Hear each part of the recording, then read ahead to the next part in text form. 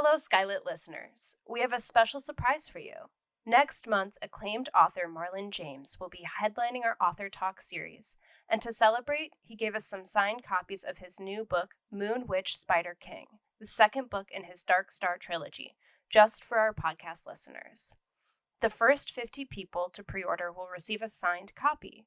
Make sure to add the phrase Moon Witch Red in the order comments before checkout. That's Moon Witch Red. Signed copies are available while supplies last, and this exclusive offer ends Wednesday, February 9th. Happy reading!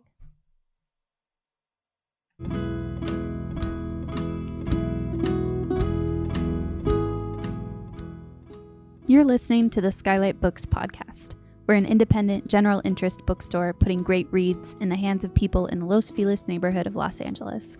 Hosted by resident Skylighters, we're here to bring you new and exciting author conversations, group reads, and bookseller chats. Happy listening. Hello, my beautiful listeners, and welcome to Skylit.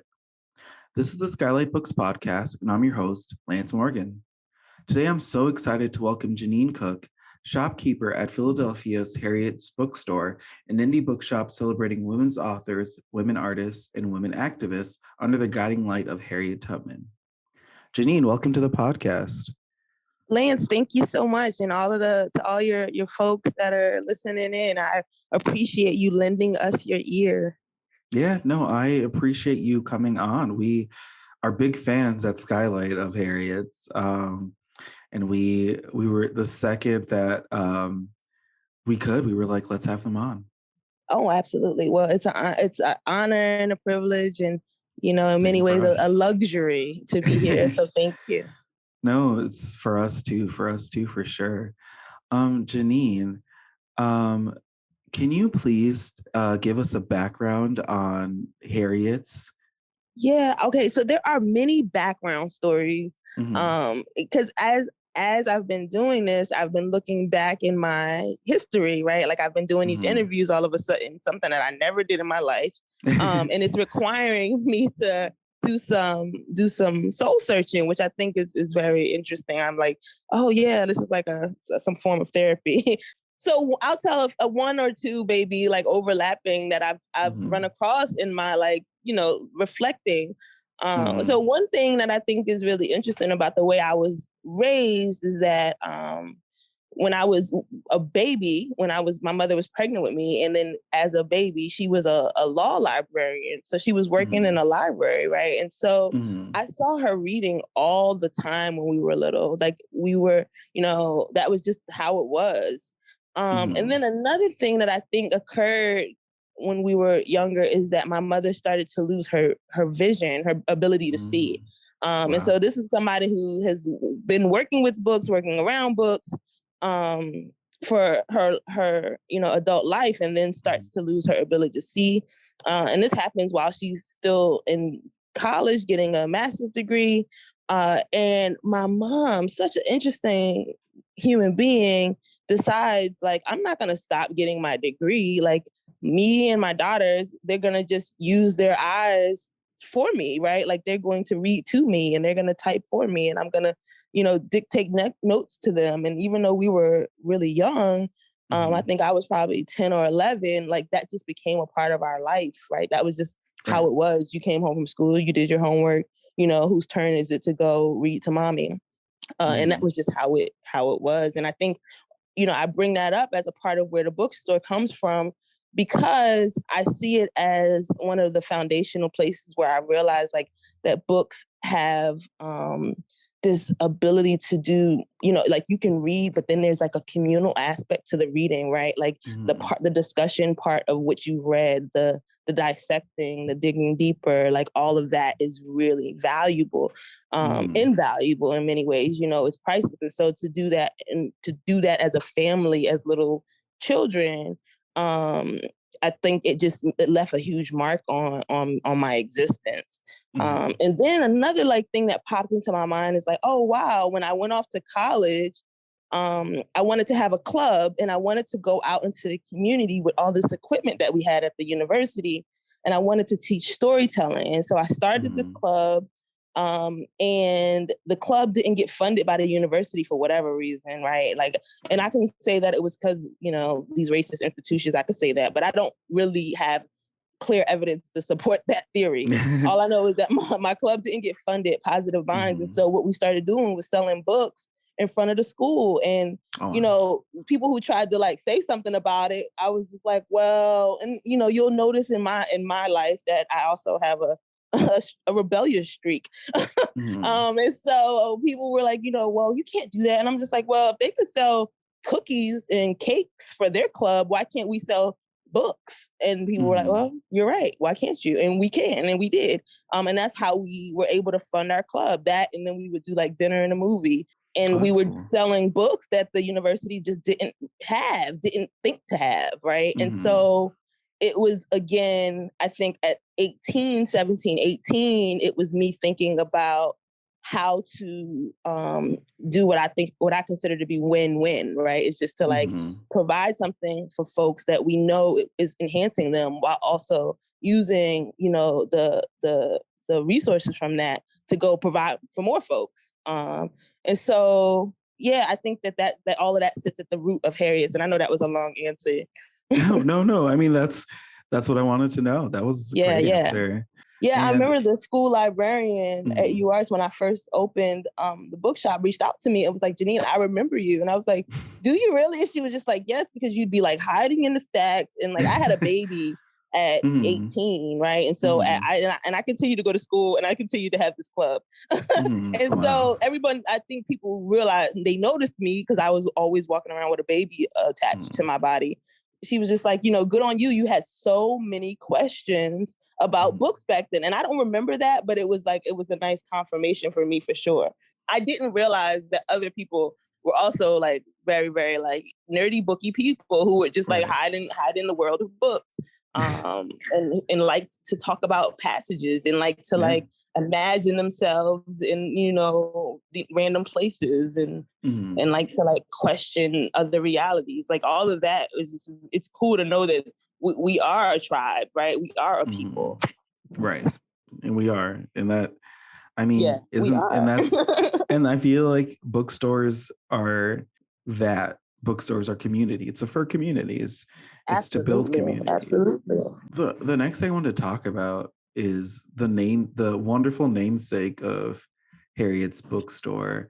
People, I mean, your community definitely knows this, but people might not know that the namesake of Harriet's bookstore is the legend Harriet Tubman. Could you talk about that? The idea behind naming this bookstore after Harriet Tubman, even though everything should be named after Harriet Tubman. I think. Right. You know, I think that it has a lot to do with Harriet deciding that that's what she wanted, and me being obedient to the voice that said that was what was needed. I've been in conversation with Harriet for some time, I believe, and have, you know, I think what started off as like, you know, an inkling of an idea, I say sometimes, you know, it felt like a whisper turned into a roar. And Harriet Tubman's personality, as you can imagine, is very direct. And so when she has something that I believe, this is my own belief system, right? But when she has something that she needs to say, it gets said. I'm clear that during her time, she didn't get her due. There's a letter that Frederick Douglass wrote about Harriet. She reached out to him when they were working on the book for her and wanted some sort of like letter that just, you know, kind of co-signed what we call blurbs now. And Frederick Douglass talked about, you know, Harriet's work all happening by the light of the moon. And while he was able to do what he was doing during the daytime, she had to move by the night. And I think that when you're moving in that way and doing what she was doing so stealthily, you don't always get your accolades in real time. But time is a very interesting construct. And so I believe that Harriet has made it her time.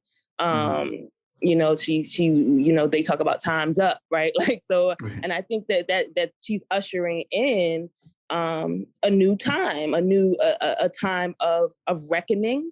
And for some people that's scary. And for some people that's necessary, but it is what it is, right? Like things happen, atrocities happened on this land, and they have to be reckoned with, right? Like we cannot presume to move in a direction of healing when we haven't done any of the other work of even like acknowledging, right? For some people, it's just that simple. And I'm not even talking about like, oh yeah, we'll say it out loud. No, like, and that took a very long time. Like I'm talking about the reparations that go along with the repair.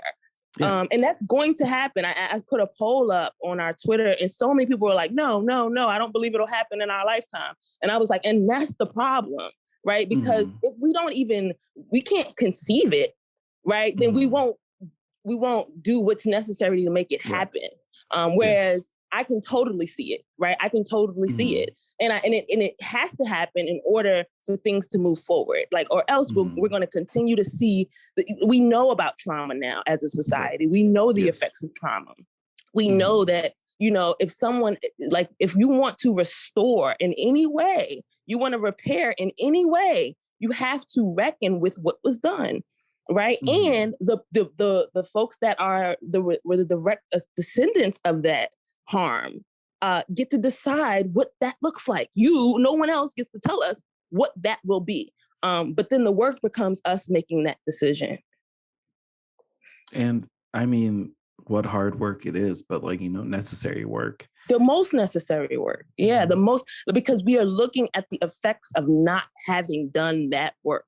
And do you want to pass that on to another generation and another generation and another generation? No, we can just stop that and we can make a new decision.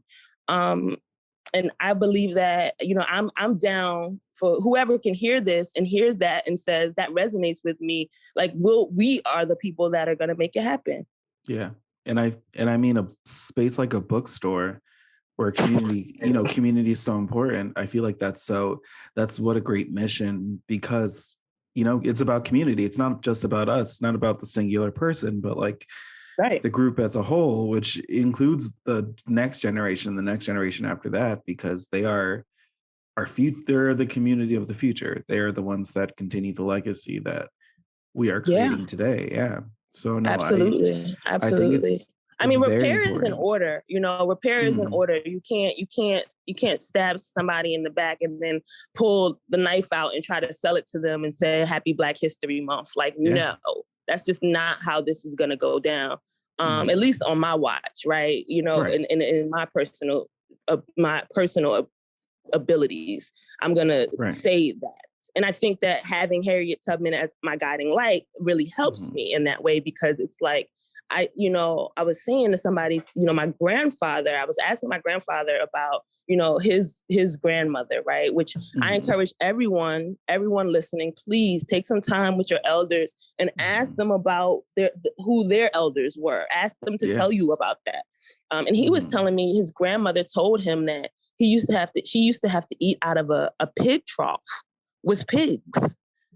That was how her food was served. That was how all of their food was served. And I'm just like, you see what I mean? Like those are the like, because without that readily available to the mind, it can make it seem as though like, oh, those are the things of the past and we've moved on. Like no one has dealt with the fact that that's what my great grandmother had to deal with. And nobody has even attempted to make that right. But I'm responsible for making that right. And I mean, you put yourself in that, but I feel like all of us, exactly. You said that right. Exactly. It's you, it's me, it's us as a whole. It's there's a lot to do to set that right, and there's a lot to do. I mean, and even just getting on us working together and getting on one accord, like that unifying, us being able to unify around these conversations will push the entire society forward. You know, like it's actually to the benefit of everyone. And no one said that would be easy work. No. And that's why I feel like there's a lot of hesitation in doing that work, because it's not easy. And I mean, this country loves to loves to take the easy way out sometimes. You know what I mean? I do. It's not easy. It's not easy work. And that's why sometimes we get to be the squeaky wheel. We get to like every one of these interviews, every platform. I mean, and like I was telling you earlier about that other media outlet, like part of the reason that it's like, oh, maybe we should put this away is because I am going to say this on any platform. I am like, you raise my visibility, great, because I'm only using that platform to like make sure you folks remember who Harriet is, what she did, why she did it, and what we're gonna do to finish or continue what she started. And I mean, that's wow, another admirable goal. I mean, to like, you know, embody Harriet's legacy like that. It's no easy thing, and it's, you know, I feel like people would be intimidated or hesitant to do something like that because they know the work is hard, but like you seem ready. I'm so ready. I'm so excited about it because I'm thinking about just like we were talking about my great-great-grandmother, I'm thinking about my great-great-grandchildren. And like I am excited to give them a world that they deserve. Yes. And that's, I mean, that's so important. That's so important to see, because we want, I don't want, I mean, our great grandparents, you know, they wanted better for us the same way I want better for them. Exactly. And it should just keep getting better. Why can't it, right? Why can't it? In the same way people are like, I definitely believe it can. And I think that like books sit at the heart of that, you know. And I encourage other bookshops, and I've said it before, and I'll say it again. Like we have this amazing opportunity to serve as this organizing resource. We're in communities all across the country, right? And imagine what it would look like if we were working together towards a few singular goals, right? Like just a few. It doesn't have to be everything. We don't have to agree on everything. But if bookshops alone decided to stand together and say, we are a stand for reparations in this country, and that's what we are demanding, right? Right. It would be very, very hard to stop that force. It's a powerful force. Yes. And we stand with the books that show the history. And I think that, you know, sooner or later it will happen.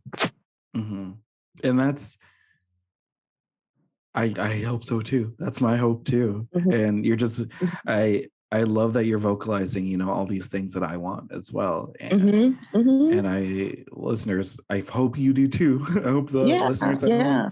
If not, if you didn't realize it before, I hope you realize now that should be your goal. Yeah, I mean, at least one, you know, like, at least one, I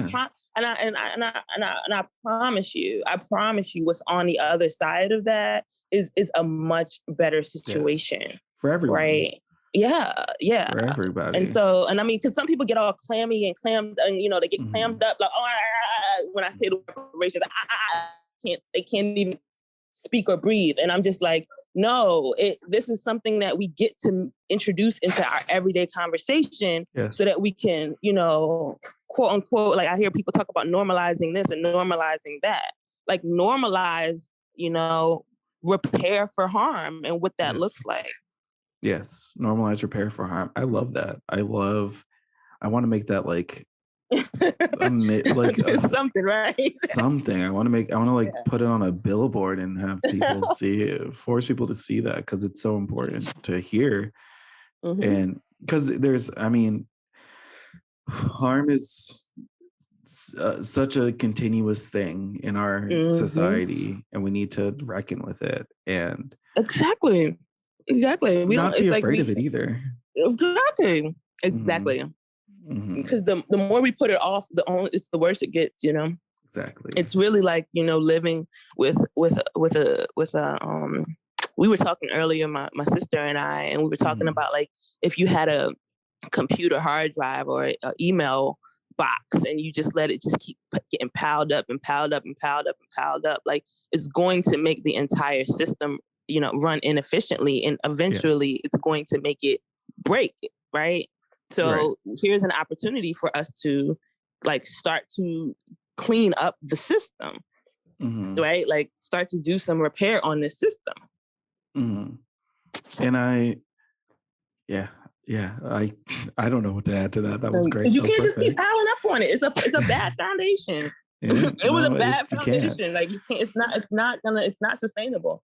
From day one, it was a bad foundation. There was from day one. Right. So what are we gonna do to change it, right? At some point, we get to address it. Yeah. No, we have to.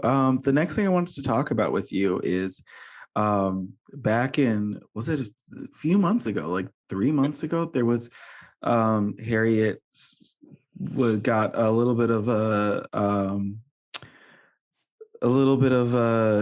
viral moment where people were talking about the delivery on horseback that you all were doing.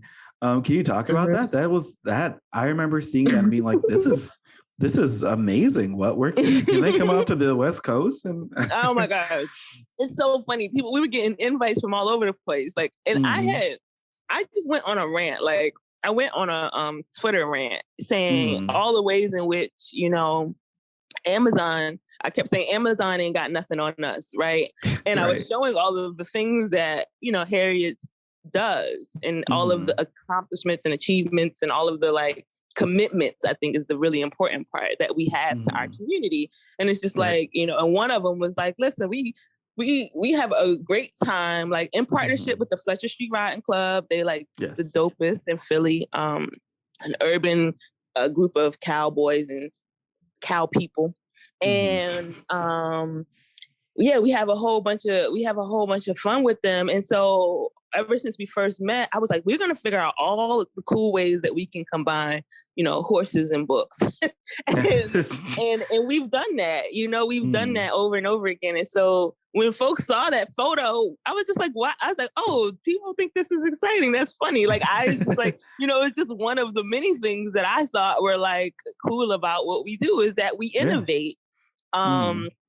And what better treat is it for a young child to see us ride up on a horse to deliver a book to them, right? Like what it's so super special. And I've seen the look in people's eyes when we do it. And so I know that it keeps that awe in reading. And I think that as we are under a constant onslaught of distraction, it's very important that we keep the awe in reading, that we keep it as something that people hold sacred and look forward to and are excited about, especially the little ones.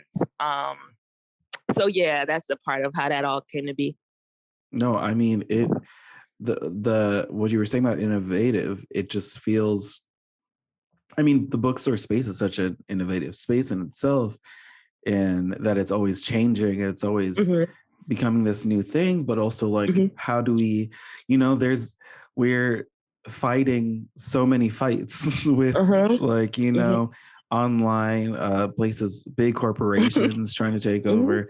How do we how do bookstores keep it fresh? And I mean, I think that was one thing that people saw with Harriet. You guys, you all were like keeping it fresh. You were, you know, pushing. You were like, how do we make this new and different and better? Fly. You know, and it's fly. It's fly and it's fun. Yeah.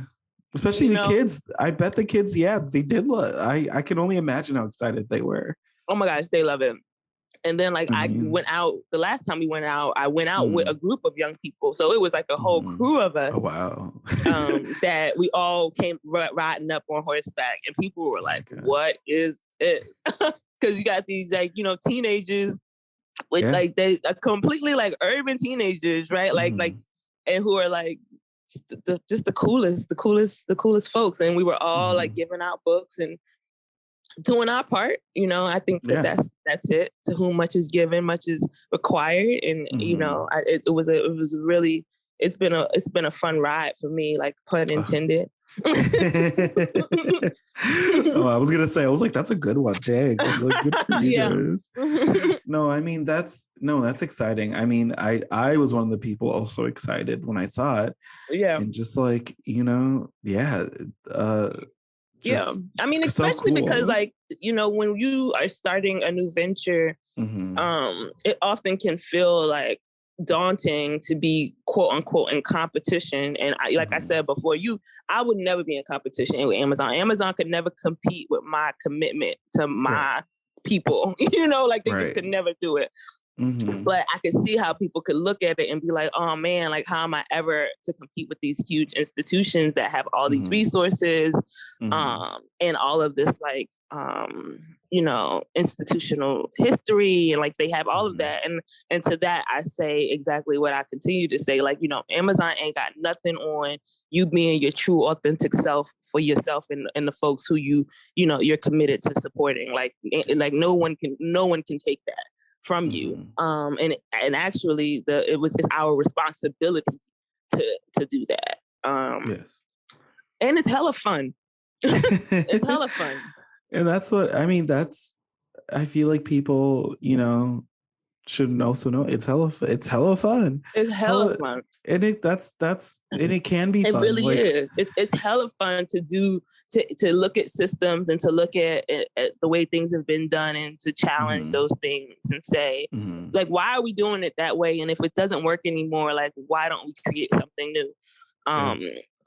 And I know for some people that feels like a challenge and that feels like, but it's like, what else are we doing? You know, like this is what we're here for, you know? Yeah. That's what keeps life going, you know, having fun and doing cool things. And also being like, like really using these brains, you know, it's actually hella fun. Yeah. Do you have any fun stories like any cool or fun stories that you have from being on horseback? Oh my gosh. I'll tell you, and this might not sound cool or fun, but it was like, for me, it was really important. So when Chloe is my horse that I ride. And when Chloe and the crew first came, they came to the Bookshop. And I was getting on the horse, and this little girl, she was probably about 4 or 5, came up with her mom and was just like, look, mommy, a witch. And I was just like, I said to her, no, sweetheart, I'm a warrior.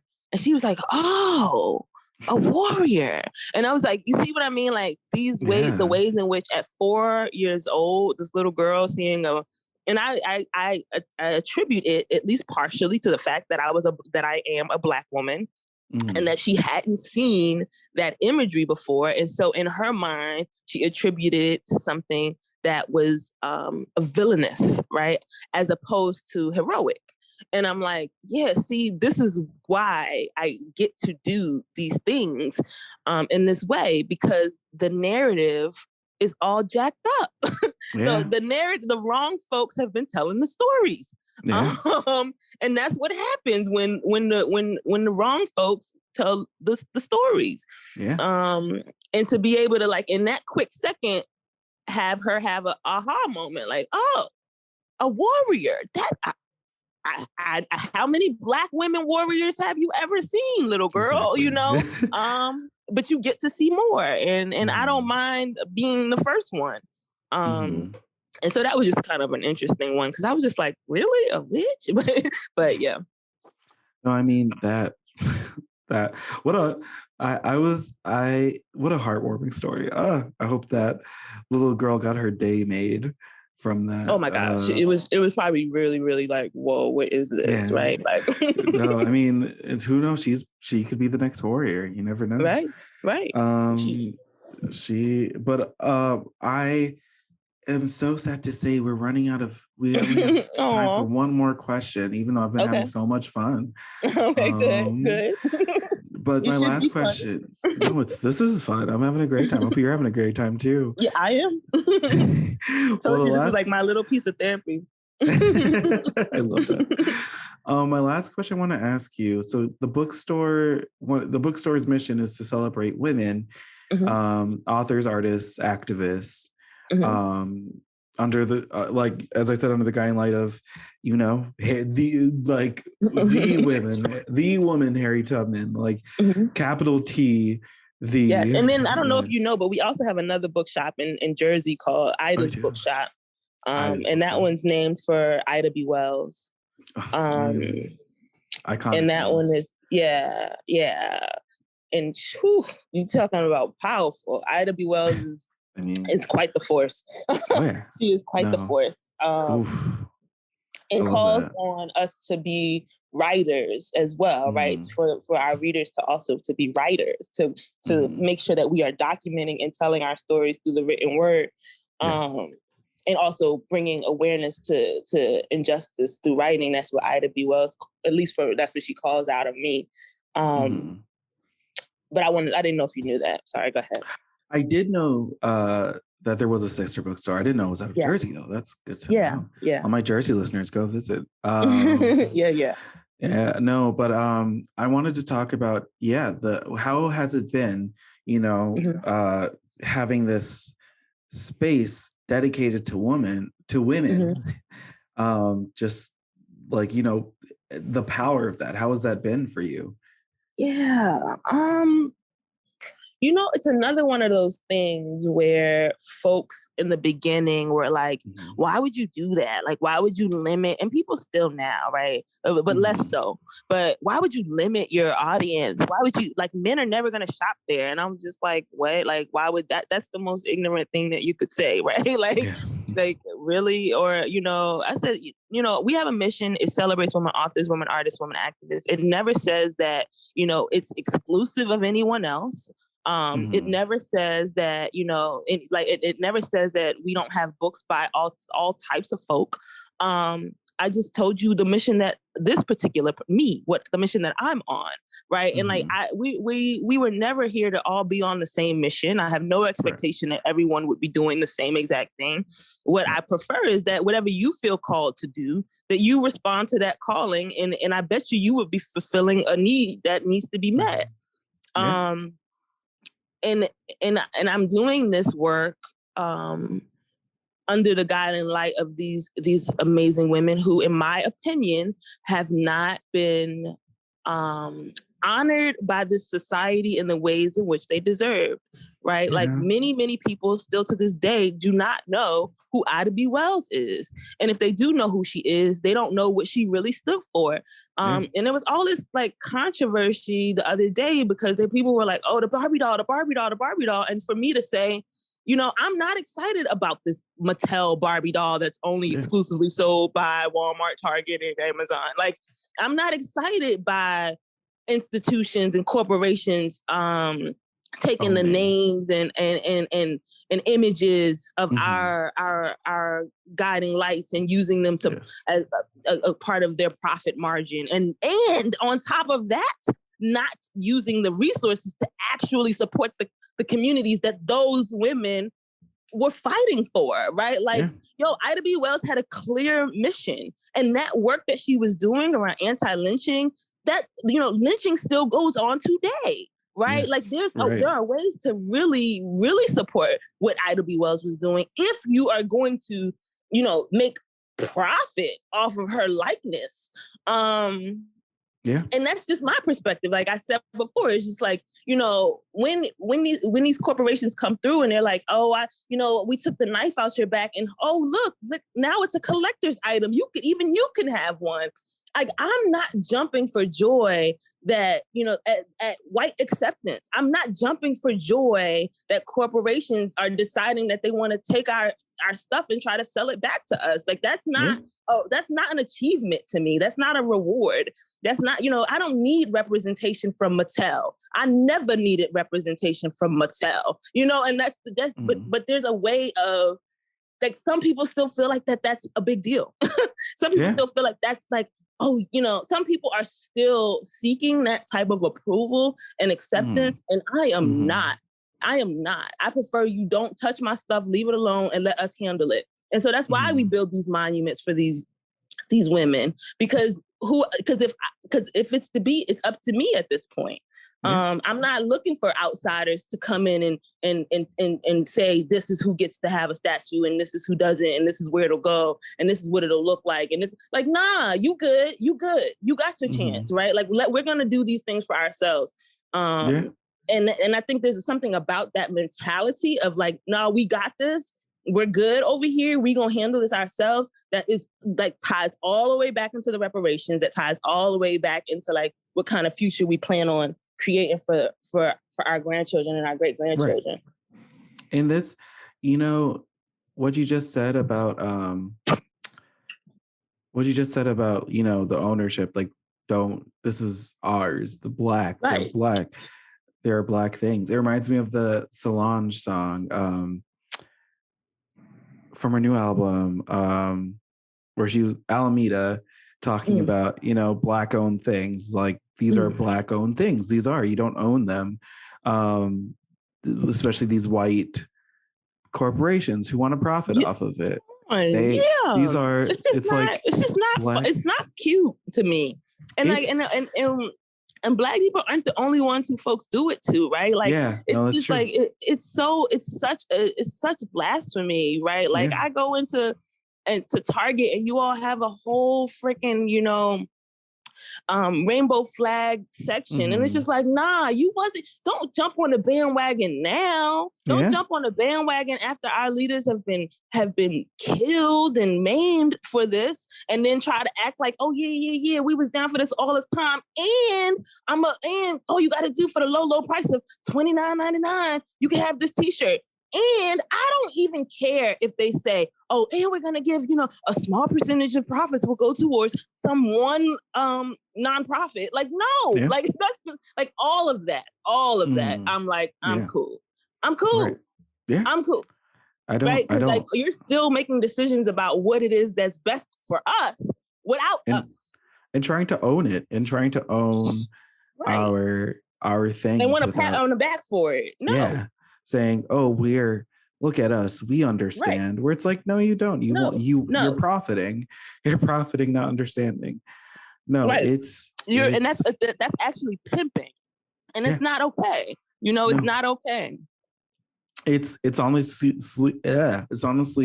this is being recorded in January to all the listeners, but it'll come out in February.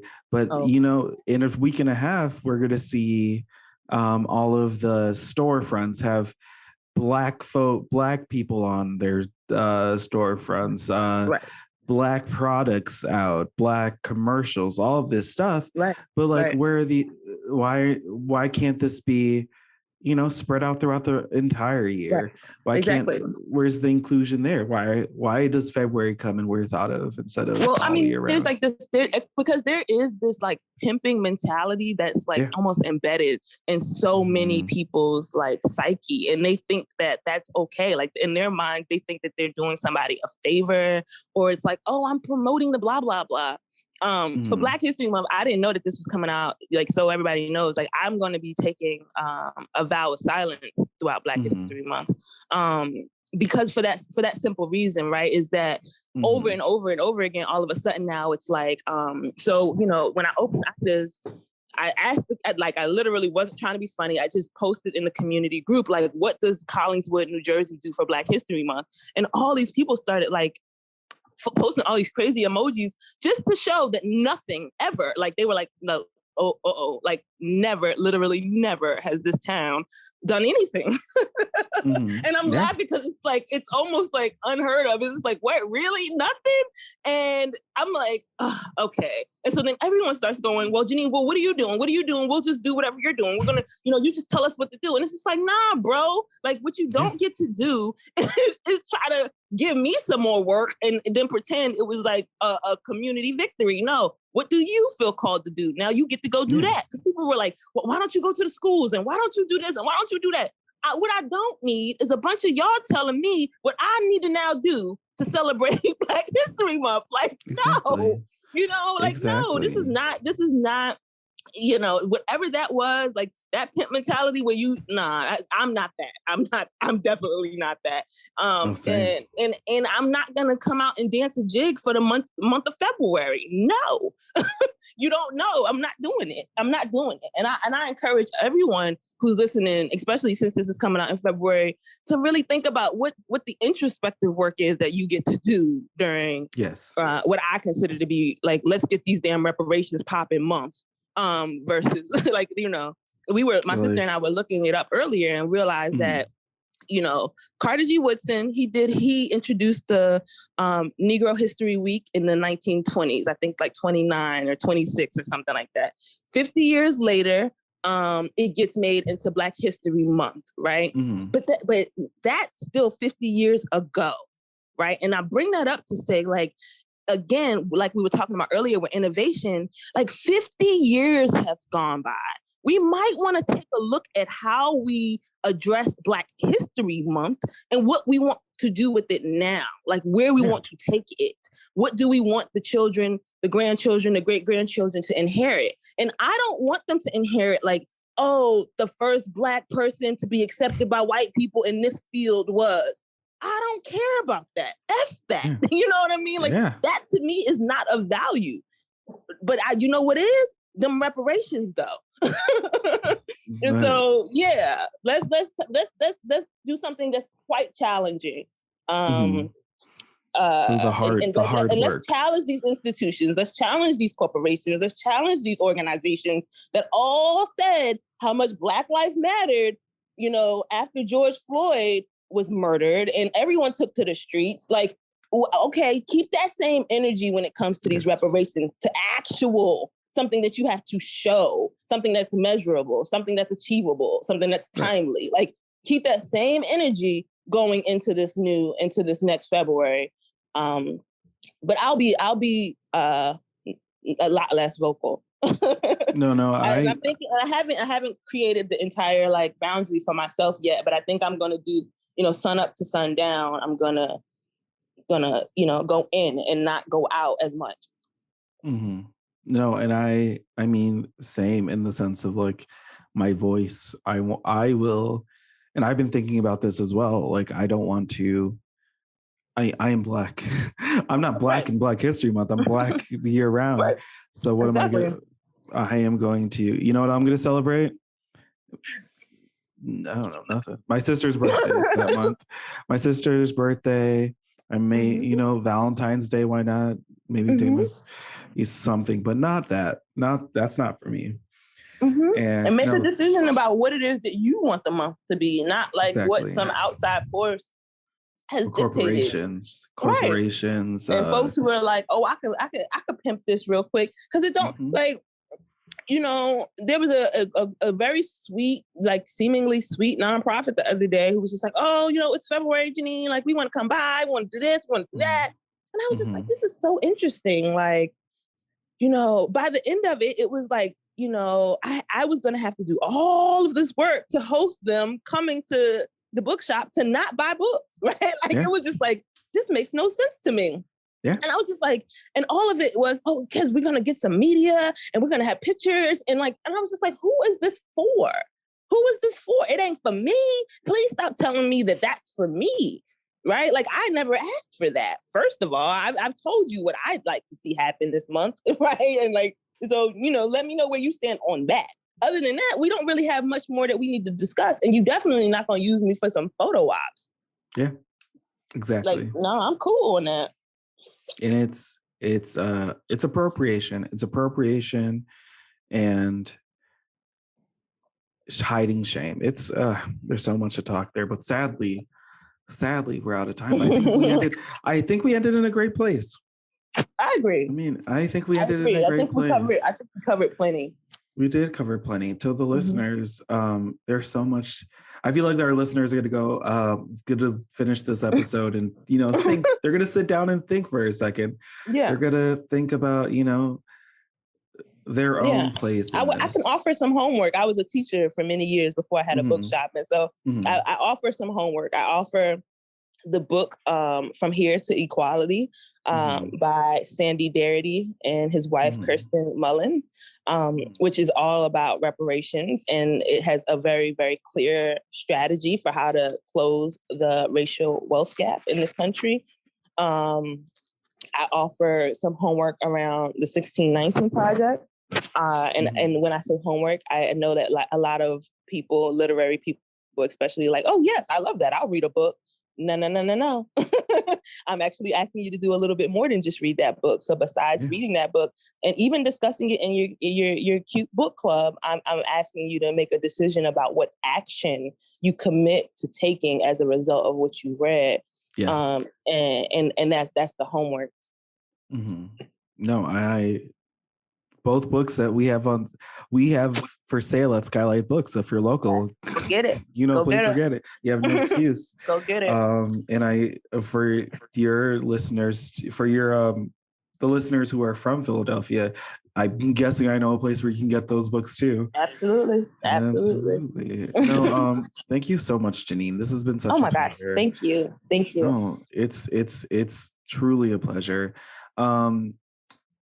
Listeners, if you are in Philadelphia or are visiting anytime soon, please check out Harriet's Bookshop. Jeannine, what part of Philadelphia is Harriet's located in? It's in a neighborhood called Fishtown. So find Fishtown, go to Harriet's. They are also on social media. What are your social media handles? Sorry, anywhere you type in Harriet's Bookshop, you'll find us. So we're on Instagram, Twitter. We're everywhere that we can be. We're there. Perfect. Follow Harriet's and see the cool, amazing stuff they're doing. If you're in Philadelphia, who knows? Maybe you'll hear some hooves on their way to deliver books. We might run up on you. Listen. That sounds like a treat. No, that sounds like a treat. Listen, if someone on horseback was delivering books to me, I would be the way my week would be made. It's so exciting. It really is. It sounds really exciting. But Jeannine, thank you again. And to all my listeners, no, it's my pleasure. To all my listeners, thank you for either coming back or listening for the first time. And if you are listening for the first time, go back and listen to some of our other previous episodes. And, please come back and listen to some of our future episodes as well. You all have a good and beautiful rest of your day. And thank you so much. Thank you for listening to the Skylight Books podcast series. Please don't forget to visit our website at skylightbooks.com and make sure to follow us on Twitter and Instagram. Also, don't forget to subscribe to this podcast for more author talks and bookseller conversations. You can find us on Podbean, iTunes, and Spotify. Stay safe and healthy, and we hope to see you back in our store soon.